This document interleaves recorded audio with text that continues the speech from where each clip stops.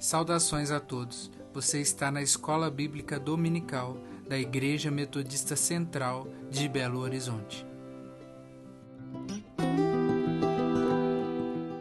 Amanheceu, o sol já nasceu e no primeiro dia da semana nós estamos aqui para aprender mais e aprofundar mais o nosso conhecimento na Palavra de Deus.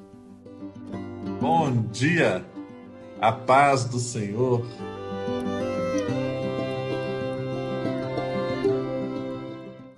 Este é o momento de desfrutar do que Deus tem preparado para você. Sinta-se à vontade em fazer anotações e perguntas sobre os estudos.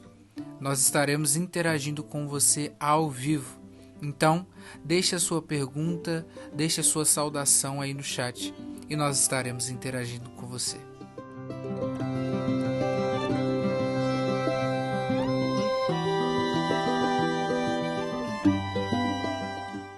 Pegue caneta e papel, pois o programa irá começar dentro de instantes. Bons estudos!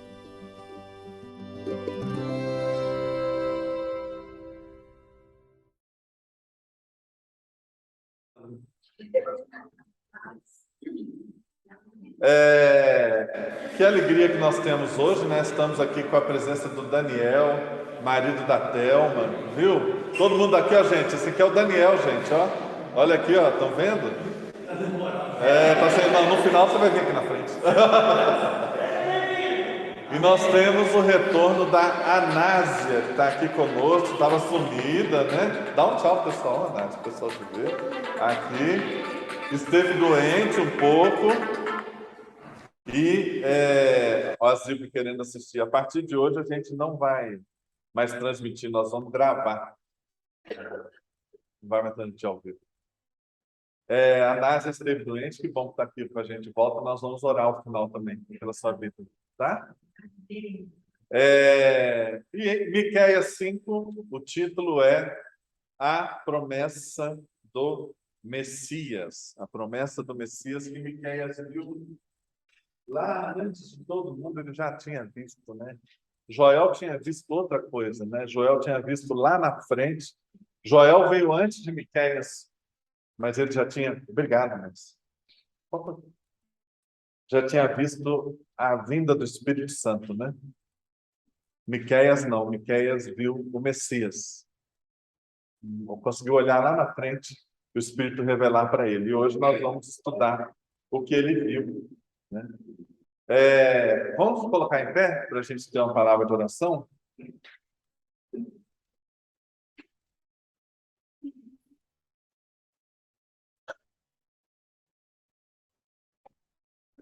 Senhor Jesus, nós consagramos esse tempo aqui ao Senhor.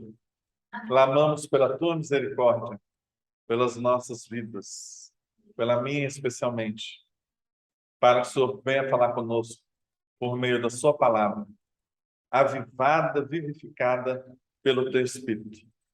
Nós oramos em nome de Jesus. Amém. Amém. Podemos nos sentar? Então, como nós vimos, a partir de hoje, então, a Escola Dominical, nós não vamos mais transmitir ao vivo, vamos gravar e disponibilizar depois. A ideia é que as pessoas venham para a Escola Dominical. Venham para a Escola Dominical. Então, nós já vimos que Miqueias, lá do sul de Jerusalém, da roça, né? Jerusalém era como se fosse São Paulo, né? Ou melhor, Jerusalém era como se fosse Belo Horizonte. E Miqueias estava lá em Muzambinho, lá no fim do mundo, olhando para Belo Horizonte, Jerusalém, né? E aí ele falou: gente, está tudo errado, vocês não estão vendo que está tudo errado? Os seus sacerdotes estão errados, os seus políticos estão errados, os seus juízes estão fazendo maldade.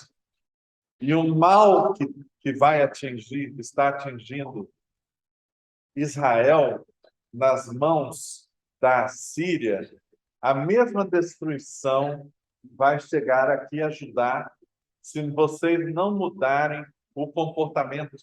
Precisa mudar o comportamento. Então ele estava vendo e ele falava, oi, Cláudio. Ele falava. Vou pedir a Melissa para me ajudar. Quem for chegando depois, você pega um bolinho e traz para quem está chegando depois aqui, tá? Hoje é meu aniversário, viu, gente? Nós estamos dando bolo aí de graça. Cada um. Depois, cada um deixa R$ 10 para aquela mulher lá. De graça o bolo. E aí, Miqueias estava lá falando, ó, se os seus juízes continuarem fazendo essa maldade, se os seus políticos continuarem a ser corruptos, se o seu STF continuar essa desgraça, se as coisas continuarem do jeito que estão, vai vir uma destruição muito grande aqui, em Judá também, aqui no sul, e não só lá no norte, em Israel. E aí, o pessoal falando, lógico, a reação, como sempre, até os dias de hoje, a reação de quem estava no poder. Toda vez que você leva a palavra de Deus, as reações são as piores possíveis de quem está ocupando os espaços de poder. E o pessoal falou: cala a boca, ô Miqueias, cala a boca. Quem é você para vir falar alguma coisa? Você não é sacerdote, você não é profeta, você não estudou em Jerusalém, você não tem diploma, você não tem títulos, você não tem dinheiro, você não é ninguém. Quem é você para receber a palavra de Deus? Vem aqui falar com a gente. E Miqueias, tomado pelo Espírito Santo com uma força muito grande, e o Espírito Santo, quando ele realmente vem com ímpeto sobre nós, dá um craque na nossa cabeça. Você fala assim: uau, eu não tinha entendido isso. Eu não tinha visto isso. E Deus vem, revela. Já aconteceu com você, Demir? De vez em quando, né? Aí você fala assim, gente, como eu falo, né?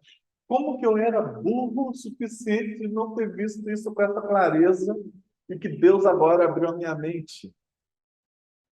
Às vezes Deus precisa desenhar, porque a gente é tão obtuso que Deus precisa desenhar para a gente ver, sabe? Mandar sinais, mandar passarinho. Passarinho é um negócio muito importante, né?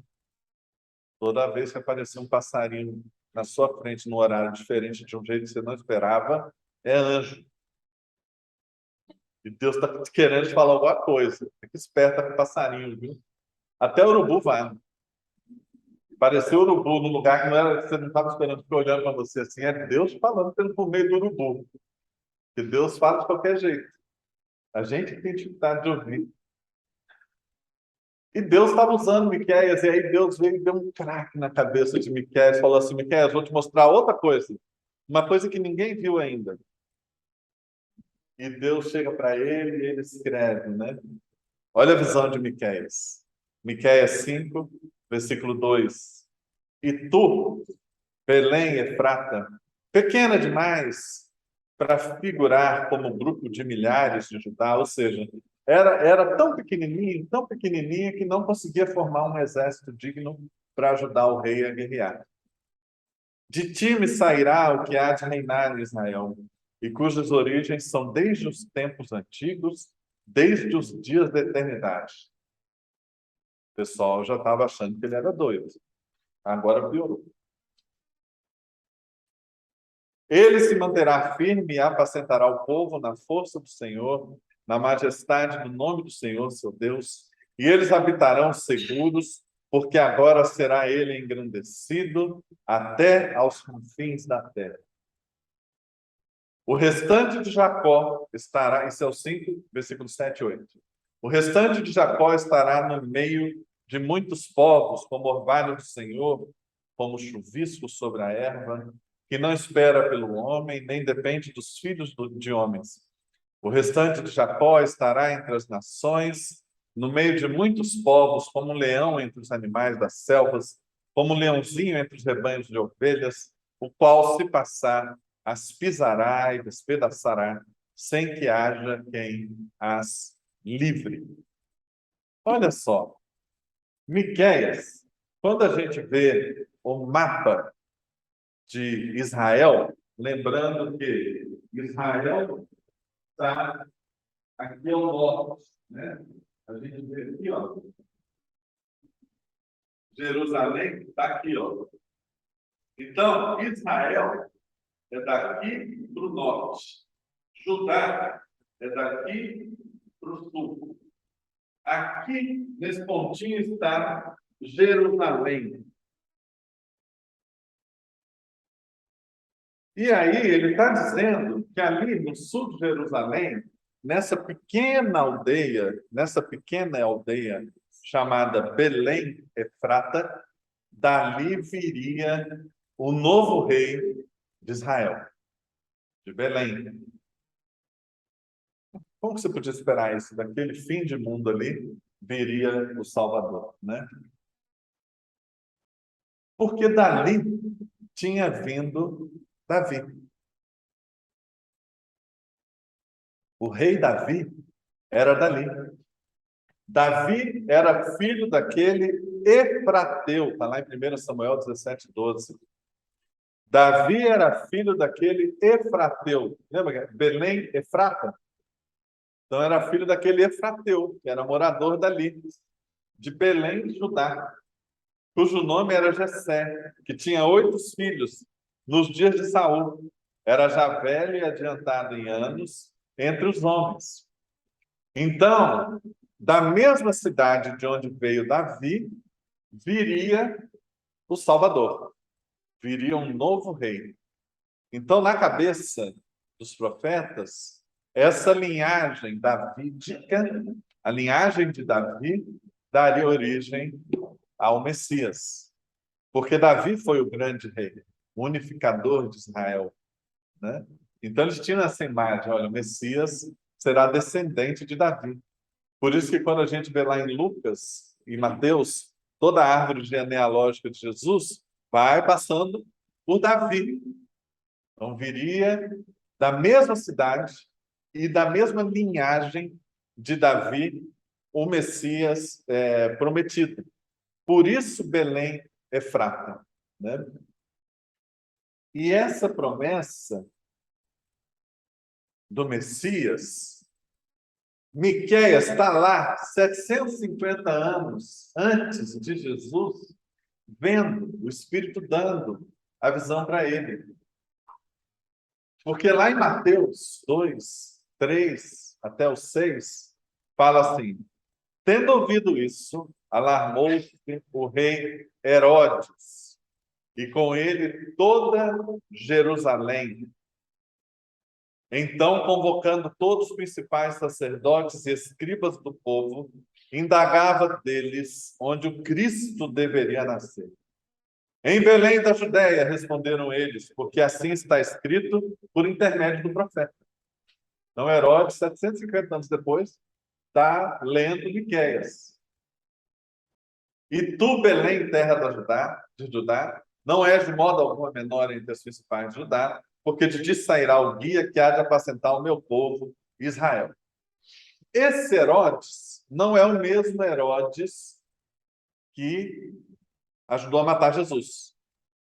O Herodes que ajudou a matar Jesus é filho desse aqui que é chamado Herodes o Grande. Herodes o Grande, ele tinha alguns hábitos muito ruins. Ele gostava de matar pessoas. Herodes o Grande matou a primeira esposa, porque ele achou que ela estava conspirando contra ele. Herodes o Grande matou 5 irmãos, que ele achava que estava conspirando contra ele. Herodes o Grande matou 2 filhos, que ele achava que estava conspirando contra ele. Isso só para falar da família, porque a quantidade de gente que estava na corte que ele mandava matar, de vez em quando ele olhava torto, ele mandava matar, porque ele achava que estava conspirando contra ele. Herodes o Grande, se a gente fosse espírita, tinha encarnado em Lampião, mandava matar mesmo, à torta e à direita, não queria saber nem para onde. Ou então no PCC, também gosta de mandar matar, que é uma beleza, uma facilidade, comando vermelho. Esse era Herodes o Grande.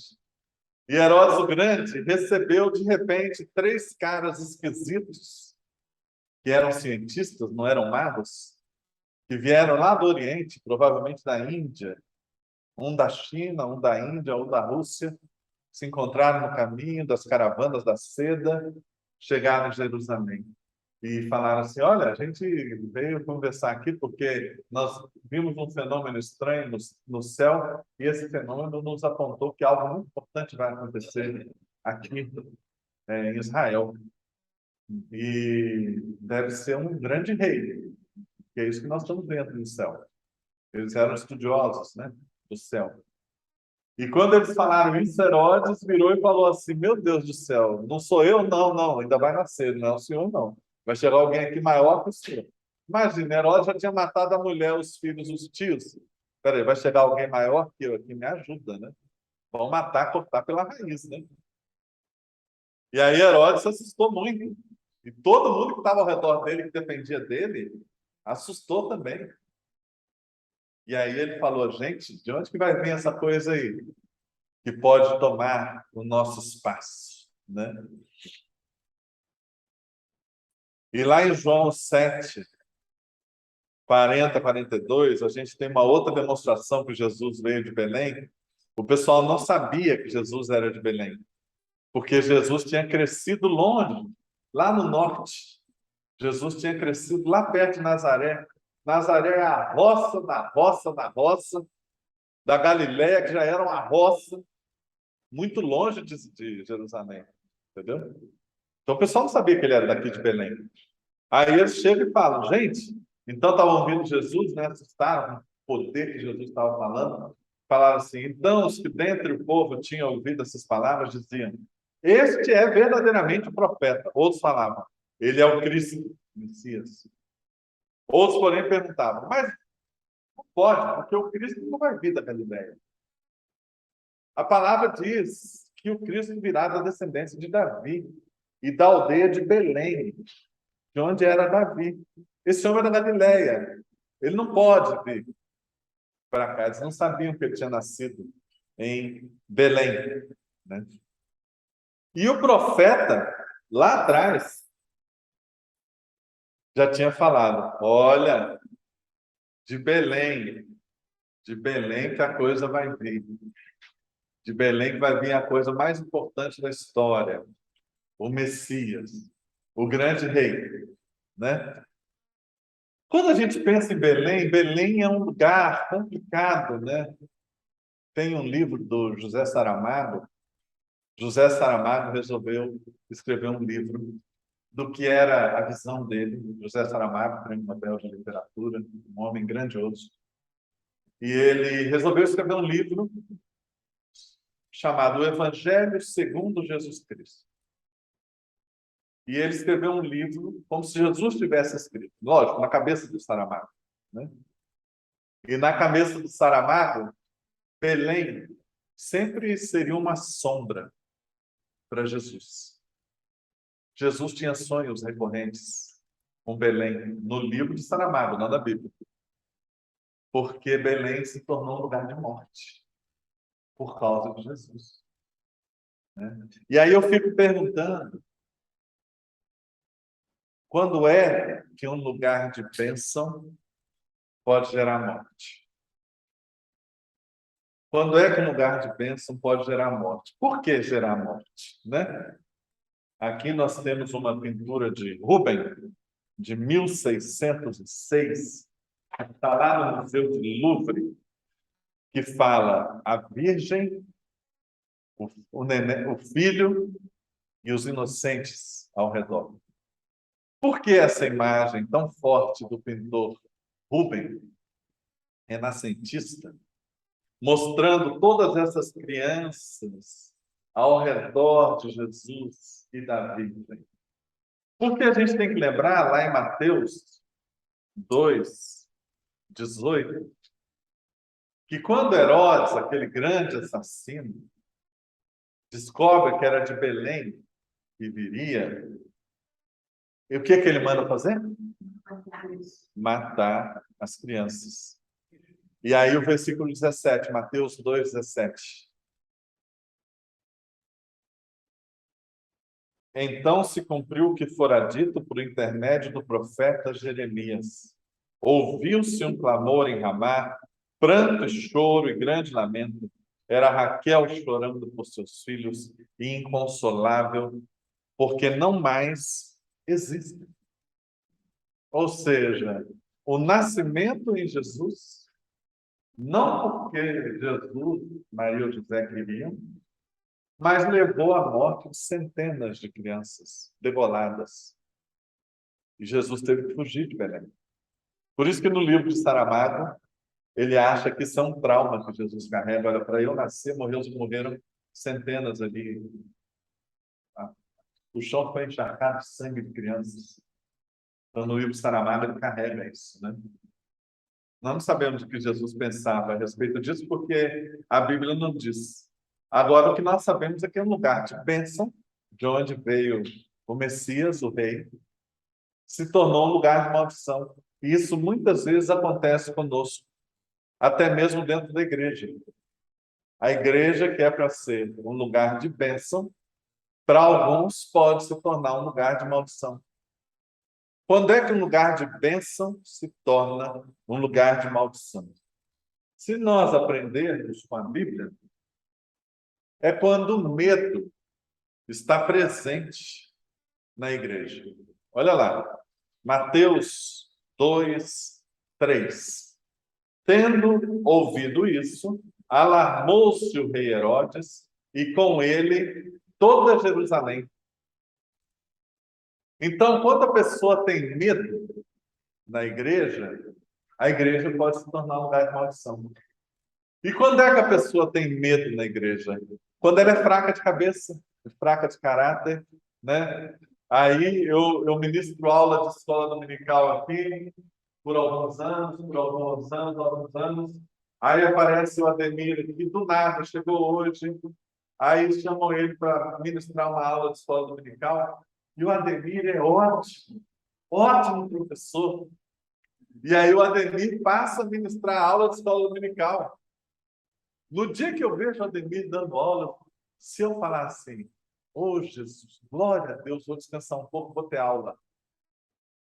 É uma coisa. Outra coisa, eu falar assim, nossa, que medo, perdi o meu lugar, o Ademir tomou o meu lugar. Eu fiquei com medo.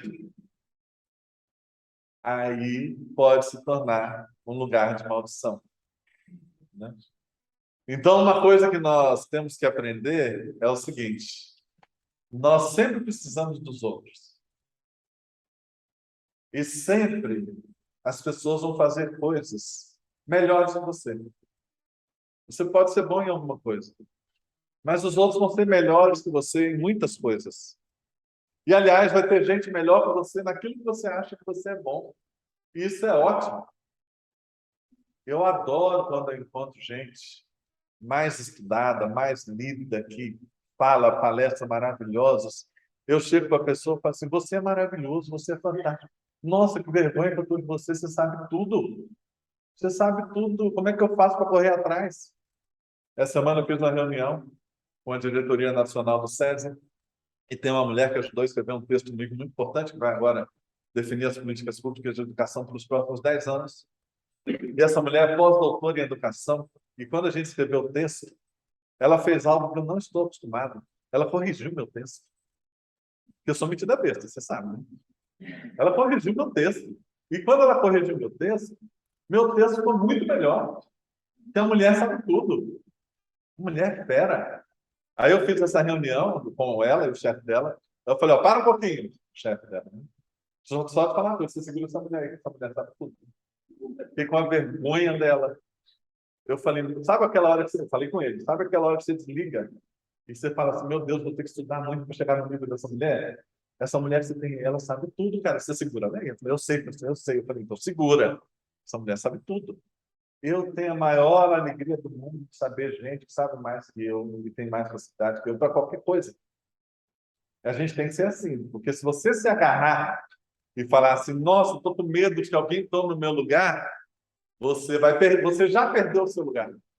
Não é que você vai perder o seu lugar. Você já perdeu o seu lugar. Outra coisa que aconteceu, inveja. Mateus 2, 8. Enviando-os a Belém, disse-lhes: ide informar-vos cuidadosamente a respeito do menino, e quando tiverem encontrado, avisai-me para eu também ir adorá-lo. Ó, mentiroso. Queria matar o menino. Queria matar o menino. O que ele estava? Estava com inveja. Falou: opa, vai vir um cara aí, pode ocupar o meu trono. Que inveja.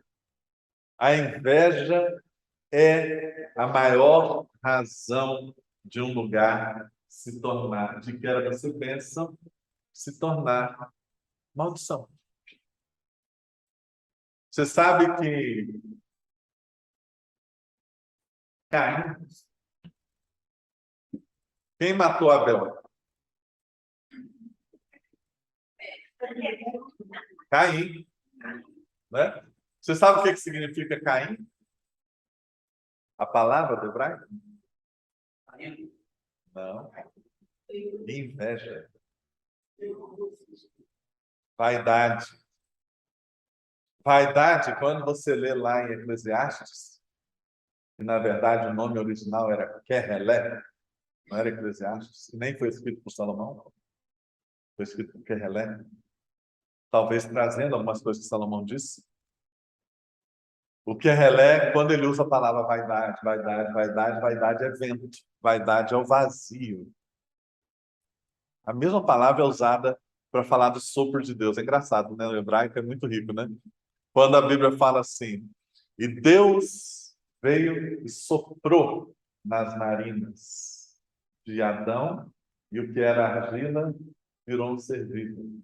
Essa palavra soprou é vento, é ânima no latim, mas no hebraico é vento. E é o mesmo significado de vaidade. Então, o que Deus sopra, a vida que Ele sopra em nós, sem Deus, não é nada, porque é só verdade. Por isso que a gente tem a dependência absoluta de Deus. Caim é a mesma palavra, vaidade. Então, foi a vaidade que matou Abel. O primeiro pecado entre homens, porque o pecado original é de Satanás. Satanás quis ser igual a Deus, é o primeiro pecado. O segundo pecado, pecado original humano, o homem quis ser igual a Deus. O terceiro pecado, que foi Caim matou Abel, um homem não aceitou alguém ser melhor que ele. Em alguma coisa. Inveja. Inveja mobiliza as pessoas para pecar. Inveja na igreja pode transformar a igreja, que era para ser um lugar de bênção, em um lugar de maldição. É claro, lá em Jeremias 31, 15, Jeremias 31, 15, diz assim: assim diz o Senhor, ouviu-se um clamor em Ramá, pranto e grande lamento era Raquel, chorando por seus filhos, inconsolável por causa deles, porque já não existe. O que se cumpriu lá, que nós lemos, Mateus, é essa profecia de Jeremias. Então, de certa forma, Herodes estava no lugar certo, na hora certa, e era a pessoa certa para cumprir a profecia. Olha só. Você tem duas possibilidades de cumprir a profecia de Deus. Se você estiver buscando servir ao Senhor, profecias boas vão se cumprir por seu intermédio. Se você estiver do lado negro da força, de acordo com Star Trek, Guerra nas Estrelas, se você estiver do lado ruim, profecias ruins vão se cumprir por seu intermédio. É muito importante você estar do lado certo para as profecias boas se cumprirem com você. É muito importante você estar com a atitude e o caráter adequado para as profecias boas se cumprirem na sua vida. Todo mundo é pecador. Todo mundo é pecador. O único que não peca aqui sou eu. Né? Todo mundo é pecador. Todo mundo é pecador. Então não é ser perfeito ou não. Está buscando a coisa certa. Está buscando o caminho certo, para as profecias certas se cumprirem e não acontecer igual a Herodes, que as profecias ruins se cumprirem na vida dele. Engraçado que Herodes, como diziam os antigos aqui em Minas Gerais, né? Ele era mau, perverso e ruim. E isso passou de pai para filho. Porque o Herodes, filho dele, estava lá em Cesareia, 30 anos depois, 34 anos depois, 35. E aí a Bíblia diz assim que ele entrou numa grande procissão, numa liteira, as pessoas jogando flores sobre ele, e ele cercado de toda riqueza, e as pessoas gritavam assim: ele é como um Deus, ele é como um Deus. E ele se encheu de orgulho, achou que ele era parecido com algum Deus, com Pan, com um Baco, quem quer que seja um Deus grego da época. Ele falou: nossa, estou parecendo um Deus. E naquela noite, durante um banquete, ele morreu estufado de vermes. E a barriga dele estourou de tanto verme que ele estava. Está lá no livro de Atos. Está lá no livro de Atos. Então, uma profecia se cumpriu aqui por meio de Herodes. Mas outra coisa muito ruim, Mateus 2:16, que pode transformar um lugar de bênção em maldição. Mateus 2:16. Vendo-se iludido pelos magos, enfureceu-se Herodes grandemente, mandou matar os meninos de Belém e de todos os arredores, de 2 anos para baixo, conforme o tempo do qual, com precisão, se informara dos magos. A crueldade. Bolinho, bolinho. Você está chegando aqui, bolinho. Me ajuda. Você comeu bolo? Comeu? Todo mundo está comendo? Todo mundo que está aqui já comeu bolo de aniversário? Tem gente que não. Aqui, ó. Ó, ajuda aqui. Então, aqui, ó. Tem gente que não comeu aqui, Simone. Ajuda aí. Ó, dá mais um para o nosso irmão lá atrás. Tem que ser meu, Paulo. Aqui, ó, Simone. Gente que não comeu bolo aqui, ó. Tem uns 4 assim. Ó, esse hoje, caprichado. Fui eu que fiz, hein? Lá na loja, lá, né, José? Então, a crueldade, ela pode transformar um lugar de bênção em maldição. Como é que a gente é cruel na igreja? A igreja é um lugar complicado. A gente olha assim, e olha lá, ó, aconteceu tal coisa na vida da pessoa. Também, eu já sabia. Eu já sabia. Também, assim, nunca vi ela aqui na escola dominical. Isso tinha que acontecer mesmo. Aí acontece com o filho da pessoa. Ah, eu sabia. Isso aí, eu já sabia. É assim mesmo. Isso, já viram isso acontecendo na igreja? Não, nunca, né? Não, né? Só nas outras, né? Isso é crueldade. E aí o lugar que era para ser de bênção se torna maldição. Então, fogo, fogo amigo. Fogo amigo. Fogo amigo é aquele que você está lá na linha de batalha e o que está atrás erra e acerta você. Fogo amigo, né? Isso, gente, na igreja transforma o que era para ser um lugar de bênção em um lugar de maldição.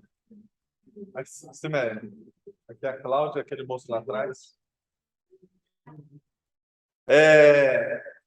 Então a gente olha Belém, que José Saramago ficou tão incomodado,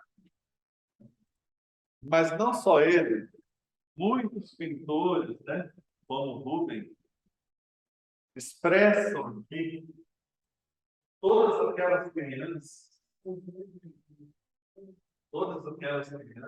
foram mortas para formar um cortejo no nascimento de Jesus é uma imagem muito forte. Por isso que estar amado ficou incomodado. Por isso que estar amado torna isso um trauma na vida de Jesus.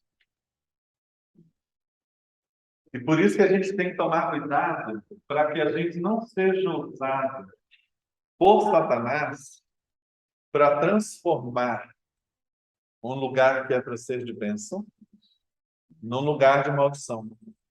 Não deixa o medo invadir o seu coração, dominar o seu coração. Não deixa a inveja te mover. Não deixa que as piores profecias se cumpram na sua vida. E não deixa que a crueldade seja a marca do seu olhar para com o outro. Eu estive essa semana na posse do novo reitor da PUC Minas, um padre, que liderou a tradução da Bíblia da CNBB. Um homem inteligentíssimo, alemão, latim, grego, inglês, francês, fala tudo. Traduzindo a Bíblia. Eu baixei um artigo dele, que ele faz uma tradução da palavra misericórdia. São as duas palavras mais importantes da Bíblia: misericórdia e compaixão.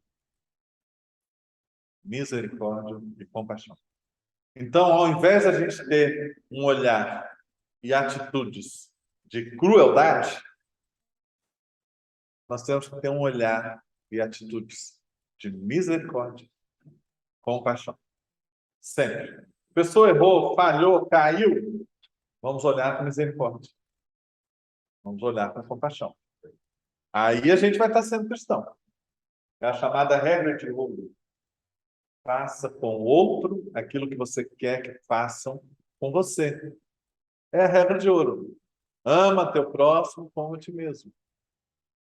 Mas é que o amor fica muito etéreo. Luciano, por que é tão difícil de entender e colocar esse plano? Porque é muito explícito esse ensinamento. Por que nós não conseguimos fazer um milésimo disso aí? Porque nós carregamos essa marca do pecado original em nós. Né? Freud, quando estuda, escreve, né? Freud mergulhou na chamada psique humana, né? Para entender a psicologia, falar, ó, gente, tem coisas aí dentro da gente que faz a gente fazer coisas e reagir de certas maneiras que a gente não para pensar. Está lá entranhado na gente. Isso é psique. E Freud, depois de estudar muito, homem inteligentíssimo, né? Apesar de ateu, e ele fala assim, olha, nós temos uma pulsão dentro de nós, são duas pulsões, que são as pulsões mais fundamentais do ser humano. Está na psique de todo mundo. A primeira pulsão é de uma carência de amor tremenda. Ele vai falar que na hora que a gente é tirado do seio da mãe e que a gente começa a entender que a mãe não é minha, que a mãe não sou eu, que eu sou outra coisa que eu não sou a minha mãe, e a gente começa a ter isso aqui, essa pulsão de querer ser amado começa a ser alimentada. Isso é Freud. A outra pulsão que Freud fala que nós temos é a pulsão de morte. Nós sempre queremos a eliminação do outro. Está intrínseco na gente, está intrínseco na gente. Mesmo a gente não pensando, mas é parte da gente. Aliás, Freud vai mais além. Ele fala que mesmo quando a gente ama, quando você encontra o amor da sua vida, em última instância você quer que aquela pessoa desapareça, deixe de existir, e que só reste você. Por isso que tem tanta separação às vezes. Porque o outro não reconhece o outro como alguém total, pleno, íntegro. Quer que o outro seja totalmente anulado por esse aqui. É a pulsão de morte. Então, é a pulsão de ser amado, a busca de ser amado. Por isso que tem gente viciada em Instagram, Facebook, TikTok, porque quer ser amado, quer ser visto, quer ser lembrado, né? Quer ficar bonito, né? Eu mesmo apliquei um filtro outro dia no Instagram, fiquei cabeludo, né? Pentei um cabelo assim bonito de lado, fiquei lindo com aquele cabelo. Fiquei bonito toda a vida. Aplica filtro, né? Então, quero ser amado. Outra coisa, eu quero que o outro desapareça, só sobre eu. Isso é Freud. Então, isso está em todo ser humano e a Bíblia explica isso como parte do pecado original. Por isso que Caim queria o desaparecimento de Abel. Então, nós estamos o tempo todo, o processo de santificação é essa luta contra nós mesmos, pedir ao Espírito de Deus, né? Como Paulo fala, ou João Batista falava, olha, convém que ele cresça e que eu diminua. Paulo fala assim, olha, mas o bem que eu queria fazer, eu não estou fazendo, e o mal que eu não queria fazer, eu estou fazendo. Aí, quando a gente fala que o céu se declarar no perfeito, nós chegamos à conclusão de que é exatamente pela misericórdia de Deus, porque não há Pela graça. possibilidade de sermos perfeitos. No céu, na verdade, não é que vai entrar só os perfeitos. No céu vai entrar aqueles que foram alcançados pela graça e pela misericórdia de Deus. Se não há perfeito. Pela misericórdia por Jesus. Não pela gente.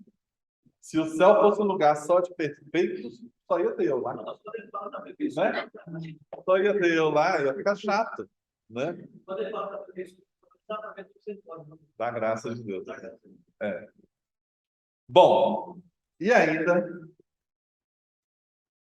Miqueias viu uma coisa que ele falou assim, olha, esse que vai vir lá de Belém, ele existe desde os dias da eternidade. Ele mostra que Jesus é anterior ao tempo. Jesus seria muito maior do que Davi. Jesus é algo que sempre foi. Mesmo antes da Terra existir, ele sempre foi. Ele já estava lá com Jesus. Olha a revelação que Miqueias teve. Hebreus, o autor de Hebreus vai traduzir isso da seguinte maneira: olha, no princípio, Senhor, lançaste o fundamento da terra e os céus são obra das suas mãos. Ou seja, o Senhor já existe antes de tudo. Eles perecerão, ou seja, a terra vai desaparecer, o céu vai desaparecer, mas você vai permanecer. Tudo vai envelhecer, a terra e o céu vai envelhecer. Você vai enrolar isso tudo como vestes. E será tudo mudado. Porém, o Senhor é o mesmo e os teus anos jamais terão fim. Isso que Miqueias viu a respeito de Jesus. E outra coisa que Miqueias viu foi o remanescente, ou seja, os cristãos. Nós. Ele falou assim, olha, o restante estará no meio de muitos povos, como orvalho do Senhor, como chuvisco sobre a erva, que não espera pelo homem, nem depende dos filhos do homem. Aqui, ele está vendo os cristãos. Nós somos o remanescente. Nós não dependemos de homens, nós só dependemos de Cristo para permanecer espalhados pela terra.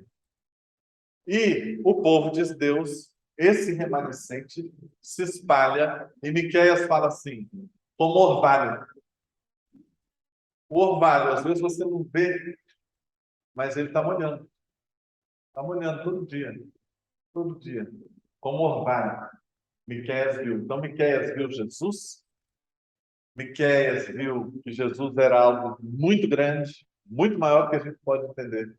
E Miqueias viu que depois de Jesus viria um povo, os cristãos, que se espalhariam pela terra como orvalho, né? Então, Miqueias viu Cristo, o Messias. E a mensagem, isso que torna Miqueias tão grande. E a mensagem dele está ecoando até os dias de hoje. Tá? Para quem recebeu o PDF, eu estou indicando essa música que o Thales regravou, que é a Vitória. Lembra dela? Aquela assim, que é a Vitória, vai chorando, geme e chora. Que é a Vitória, vai chorando, geme e chora. Levanta a mão. Ele está cantando.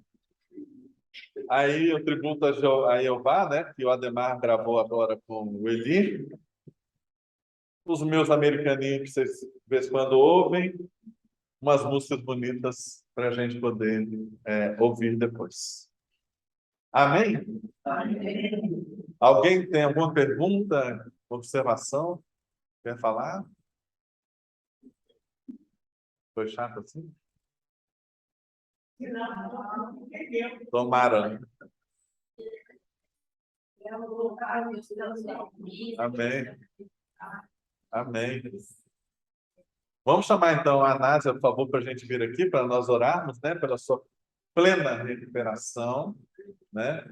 E vou chamar o Daniel também, que é muito importante você estar aqui. Vem com a Thelma, por favor, para a gente orar pelo casal.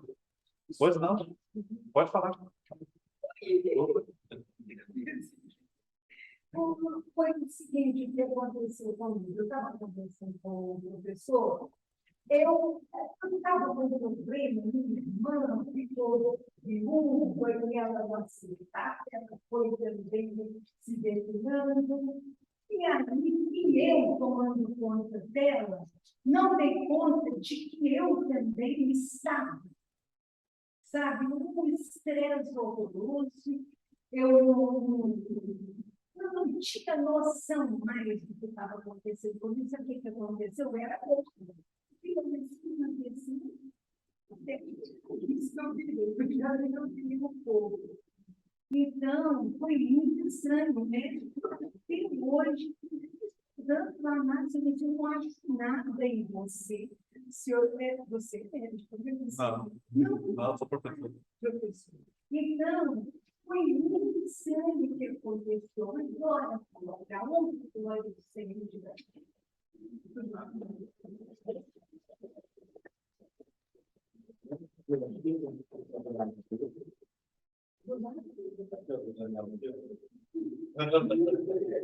Eu coloco a câmera de vocês para poder ficar registrado aqui para isso. Vamos nos colocar em pé para nós orarmos, então?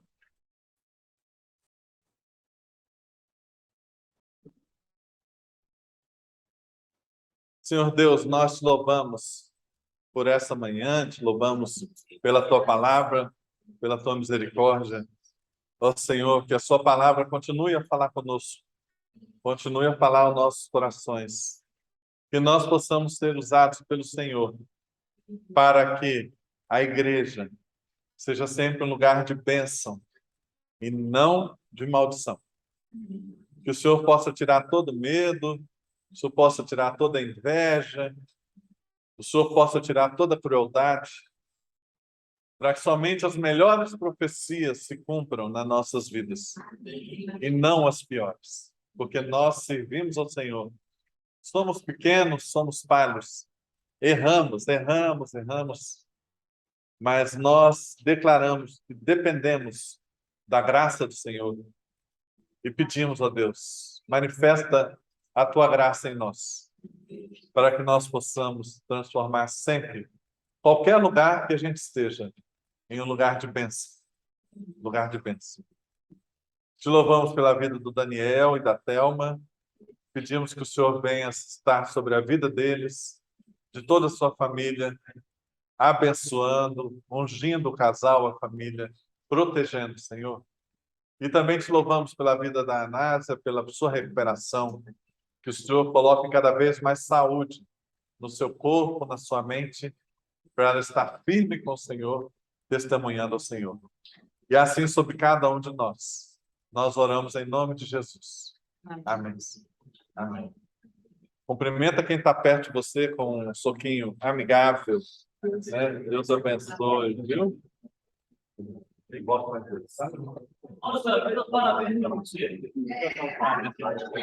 Nós cantamos lá dentro. Cantamos lá dentro.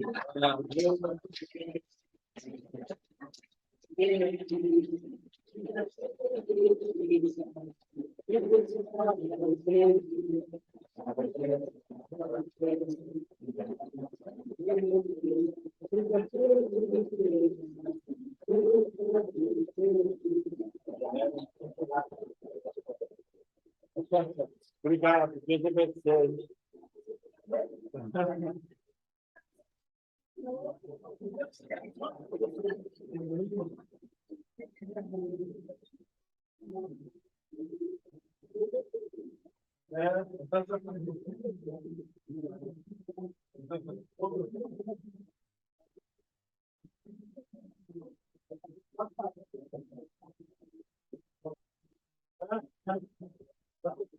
Não.